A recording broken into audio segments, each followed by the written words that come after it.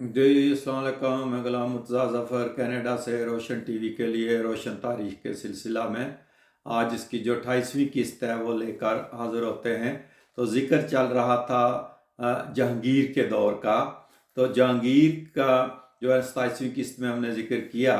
तो इसका बेटे खुसरो ने जो बगावत की थी। अब खुसरो की जो बगावत थी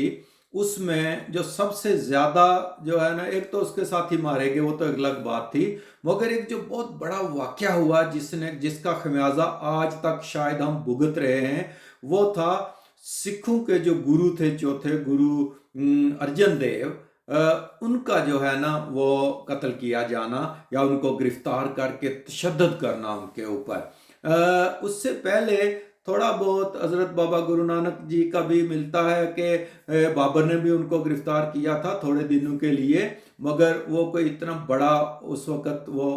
इशू नहीं बना था। मगर ये गुरु चूँकि ये चौथे गुरु थे जो है ना वो सिखों के, और अब सिख काफ़ी हद तक मुनज़्ज़म हो चुके हुए थे। तो असल में जब भी किसी के इक़्तिदार को ख़तरा होगा तो उन्होंने ये चीज़ें तो करनी है। अब हुआ ये था कि खुसरो को काफ़ी लोगों की हमायत जो है ना वो हासिल थी, क्योंकि खुसरो भी एक लिबरल ज़हन का था, और उधर अकबर ने भी दीन इलाही का ऐलान किया हुआ था जो कि लिबरल था, और सबको ये सूट करता है, ख़ासकर जो मुसलमान नहीं हैं, दूसरे मज़ाहिब के हैं, कि उनको भी मुसलमान नफ़रत की निगाह से ना देखें और तनकीद का निशाना ना बनाएं या तशद्दुद का निशाना ना बनाएं। तो उनके भी मफाद में यही था कि खुसरो ही आगे आए। तो खुसरो ने मदद ली जो है ना वो गुरु अर्जन देव जी से। गुरु अर्जन देव जी ने उसकी माली मदद भी की और उसकी फौजी मदद भी की थी। इसका पता चल गया जहांगीर को। तो अब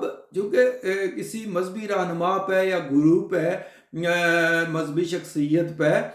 हाथ डालना कोई आसान काम तो नहीं जिसके इतने फॉलोअर्स हों। तो उसने गिरफ्तार तो किया गुरु अर्जन देव जी को, और तशद्दुद भी किया होगा, वो कहते हैं बाद में ज़्यादा हुआ था। उसमें भी कोई जो है ना वो तशद्दुद करने वाले वैसे वो मुसलमान नहीं थे, अगरचे वो नुमाइंदे इन्हीं के थे जहांगीर के, मगर उन्होंने ज़्यादा जो है ना वो तशद्दुद किया था। कहते हैं कि गिरफ्तार करके उन्हें गर्म तवे के ऊपर बिठाया जाता था, और बहुत बहुत तशद्दुद किया जाता था। तो पहले जुर्माना किया था जहांगीर ने गुरु अर्जन देव जी को, कुछ जो है ना मेरे ख्याल में 10,50,000 का जुर्माना किया कि आप ये अदा कर दो तो आपकी जान बख्शी कर दी जाएगी। तो गुरुजी ने इनकार कर दिया जुर्माना देने से। तो फिर उसके बाद इनको सजाए मौत सुनाई गई थी, मगर अभी सजाए मौत दी नहीं थी, लेकिन उन पर तशद्दुद बहुत किया जाता था। सुनने में आया है कि काफ़ी जो है ना वो बुजुर्गों ने हमायत भी की जाके गुरु अर्जन देव जी की, और सिफारिश भी की जहांगीर के पास कि इनको छोड़ दो, मगर जहांगीर ने उनको छोड़ा नहीं था। फिर इसी तरह कहते हैं कि एक दिन गुरुजी ने कहा कि मेरी ख्वाहिश है कि मैं जाकर जो है ना वो दरिया रावी में मुझे नहाने की इजाज़त दी जाए। तो उनको इजाज़त दी गई, तो उनको कैदी की सूरत में वहाँ ले जाया गया, और वो वहाँ जो है ना उन्होंने दरिया में डुबकी लगाई नहाने के लिए, और फिर गायब हो गए, वहाँ से निकले नहीं। कुछ कहते हैं कि तशद्दुद करके हलाक किया गया था और उनकी लाश को फिर दरिया रावी में बहा दिया गया था या फेंक दिया गया था। वल्लाह आलम की हकीकत क्या थी, मगर इस चीज़ को जो सिख लोग हैं आज भी वो कहते हैं कि तभी मुगलों की और सिखों की, और मुगलों की वजह से फिर मुसलमानों की और सिखों की एक बहुत बड़ी चपकलश जो है ना वो शुरू हो गई थी। और इसको इसी वजह से फिर जो 1947 के फसादात भी हुए, उसके बाद में एक और गुरु तेग बहादुर जो थे औरंगज़ेब ने उनको भी जो है ना वो कत्ल कर दिया था, हलाक कर दिया था, शहीद कर दिया था। तो उसकी वजह से फिर गुरु तेग बहादुर जी के जो बेटे थे गुरु गोविंद सिंह, तो उन्होंने फिर बाकायदा खालसा का जो है ना इजरा किया। जो सिख मज़हब बाकायदा तौर पर बना, वो स्टोरी आगे आएगी जो जो आगे चलते जाएंगे औरंगज़ेब के दौर में और उसके बाद। لیکن یہ جو میں کہتا ہوں کہ جہانگیر کا ایک بہت بڑا غلط قدم تھا کہ جس میں اس نے ایک مذہبی رہنما کو، ایک جو ہے نا گرو کو، جس کو کہ ایک خدا کا اوتار مانتے تھے جو ہے نا وہ سکھ، تو ان کو بھی جو ہے نا وہ شہید کر دیا یا ان کو جو ہے نا ہلاک کر دیا، جو بھی آپ نام دیں اس کو۔ لیکن اس سے مسلمانوں اور سکھوں میں کافی جو ہے نا وہ نفرت پھیلنا شروع ہو گئی تھی۔ تو یہ واقعہ جب ہوا تو اس کے بعد پھر جہانگیر جو ہے نا اس نے ادھر قزلباشیوں نے بھی جو ہے نا وہ بغاوت کر دی ہوئی تھی قندھار میں، ادھر بھی جو ہے نا وہ جہانگیر جا رہا تھا، تو پھر راستے میں خیر ان کو پتہ چلا کہ وہ واپس چلے گئے، تو پھر واپس آ گیا تھا۔ شیخو جو ہے نا، شیخو پورا شیخو کے نام سلیم کے نام پر تھا، یہاں اس نے ایک ہرن میرار بھی بنایا تھا، وہ اس کا ایک ہرن تھا جو ہے نا وہ بڑا پیارا یہ ہرن اس نے پالا ہوا تھا، اور وہ ہرن جو دوسرے جنگلی ہرن تھے ان کو ورگلا کر لے آتا تھا اور شکار کرتا تھا جہانگیر جو ہے نا۔ تو وہ ہرن جب اس کا مر گیا تو اس کو یہاں شیخو پورا میں دفن کر کے اس نے یہاں مینار بنا دیا تھا، ہرن مینار۔ تو اب اس کے بعد خسرو کے بعد شاہ جہاں نے بھی بغاوت کی جو ہے نا وہ جہانگیر کے خلاف۔ یہ شاہ جہاں جو تھا یہ راجہ اودے سنگھ کی بیٹی جگت گوسین کے پیٹ سے تھا، پیدا ہوا تھا، اس کو تاج بیگم کا جو ہے نا وہ خطاب دیا گیا تھا، اور اس سے خرم جو ہے وہ پیدا ہوا جو شاہ جہاں بنا۔ اب خرم جو ہے یہ آصف جاہ جو ہے یاسر ابو الحسن یہ نور جہاں کا جو ہے نا یہ بھائی تھا، اور نور جہاں کا جو والد تھا غیاث الدین یہ اکبر کے دور سے ہی دربار میں آ گیا تھا، اور اس کو خزانچی مقرر کیا گیا تھا، اعتماد الدولہ کا خطاب اس کو جو ہے نا وہ دیا گیا تھا۔ اور پھر جب شادی ہوئی نور جہاں کی اس کے ساتھ جہانگیر کے ساتھ، تو پھر اپنے بھائی ابو الحسن کو آصف جاہ کا خطاب جو ہے نا وہ دلوایا گیا تھا۔ تو اب نور جہاں کی شادی کا بھی ایک بڑا واقعہ ہے کہ یہ بہت بڑی، نور جہاں کا جہانگیر سے الگ ہونا ممکن نہیں، اور جہانگیر کا اور نور جہاں کا ذکر انارکلی کا پتہ نہیں کیوں مشہور کر دیا گیا ہے، مگر اصل میں جو اثر انداز ہوئی جہانگیر کی زندگی پہ وہ نور جہاں تھی۔ واقعہ یہ ہوا تھا کہ جہانگیر کبوتر باز تھا، کبوتر اس کے پاس تھے دو، تو کہیں کچھ کہتے ہیں انارکلی میں مینا بازار لگا ہوا تھا یا محل میں بھی اس کے پاس دو کبوتر تھے، تو اس نے یہ جہاں کھڑی تھی مہر النساء بڑی خوبصورت تھی یہ، تو اس کو کبوتر پکڑائے اپنے کہ تم یہ کبوتر پکڑو میں پھول توڑ کے لاتا ہوں، اور یا کچھ کہتے ہیں کہ وہ ایک اور کبوتر پکڑنے کے لیے بھاگا تو دو اس کو پکڑا گیا۔ تو جب وہ واپس آیا تو ایک کبوتر تھا مہر النساء کے ہاتھ میں، تو اس نے پوچھا دوسرا کبوتر کہاں ہے؟ تو اس نے کہا اڑ گیا۔ کیسے اڑ گیا؟ اس نے دوسرا بھی چھوڑ دیا کہ ایسے اڑ گیا۔ تو یہ ادا بڑی پسند آئی جہانگیر کو، اور اس نے اس کو پسند کرنا شروع کر دیا۔ مگر جب اکبر کو پتہ چلا کہ یہ جو ہے نا ایک معمولی خاتون، یہ اور اس کو پتہ بھی تھا کہ یہ جو غیاث الدین ہے یہ بڑا طاقتور ہو گیا ہے، یہ جہانگیر کو پہلے شک کی نظر سے دیکھنا شروع ہو گیا تھا شاہ جہاں، تو اس نے نور جہاں کی زبردستی شادی کروا دی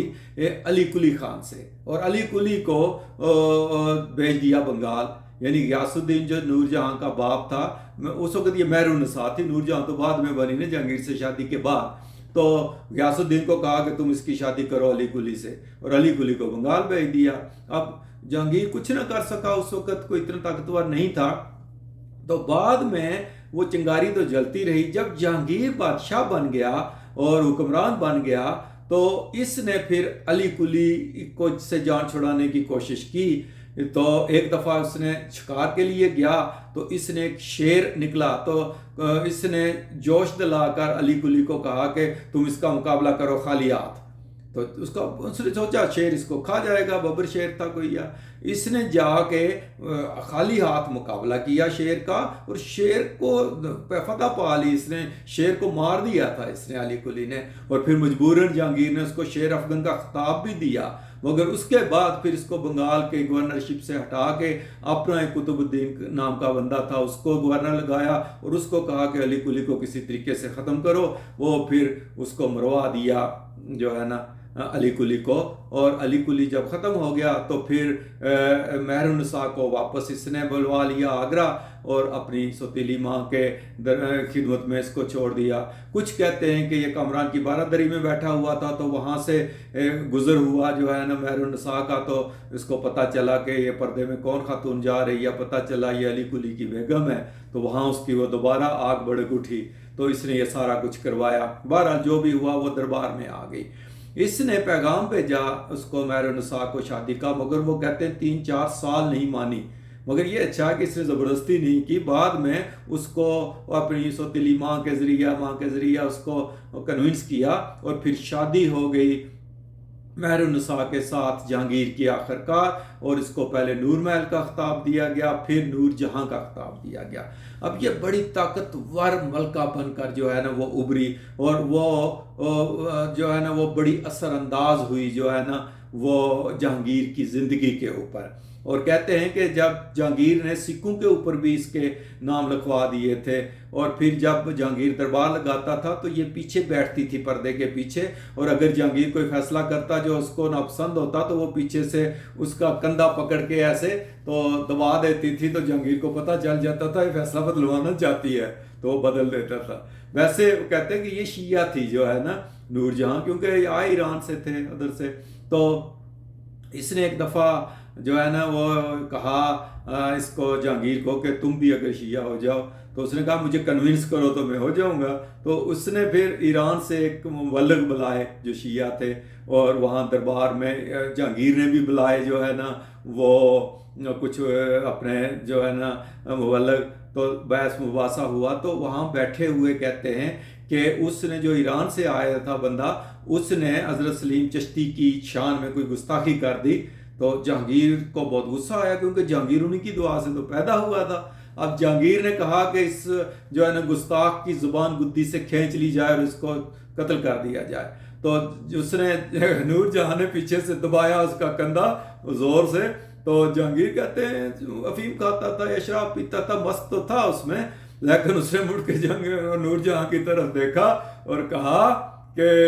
بیگم صاحبہ یا ملکہ، میں نے دل دیا ہے ایمان نہیں دیا، یا اس نے کہا کہ دل بیچا ہے میں نے مگر ایمان کا سودا نہیں کیا، اس لیے یہ فیصلہ بدل نہیں سکتا کہ اس نے میرے مرشد کو یا میرے پیر کو برا بھلا کہا ہے۔ تو اس نے پھر اس کو مروا دیا تھا، مجھے نام ان کا یاد نہیں رہا، مگر ان کو مروا دیا تھا، زبان ان کی کھچوا لی تھی جو ہے نا۔ تو اس طرح یہ بڑی اثر انداز ہوتی تھی نور جہاں جو ہے وہ فیصلوں کے اوپر، اور اس نے پھر کئی، اسی لیے شاہ جہان کو بھی قندھار بھجوانے کا اور تخت سے دور رکھنے کا فیصلہ جہانگیر سے اس نے کروایا جو ہے نا وہ نور جہان ہے۔ تو اب یہ قصہ تھوڑا آگے چلے گا، کیونکہ اب ایک قسط اور بنے گی ورنہ لمبی ہو جائے گی، تو اس قسط کو یہاں ختم کرتے ہیں، اور اب آگے جو قسط چلے گی 29ویں، اس میں پھر یہ دیکھیں گے کہ نور جہاں کا اور شاہ جہاں کا جو ہے نا وہ اتحاد کیسے ٹوٹا، اور پھر اس کے بھائی آصف جہاں نے کس طرح کوشش کی کہ نور جہاں نے کوشش کی میرا داماد شہریار بن جائے حکمران، اور جہانگیر کی موت کیسے ہوئی اور کس طرح اس کو خفیہ رکھا گیا، یہ اگلی قسط میں ہم جو ہے نا وہ سمیٹیں گے۔ تو اس کو یہاں ختم کرتے ہیں، پھر اگلی قسط میں ملتے ہیں۔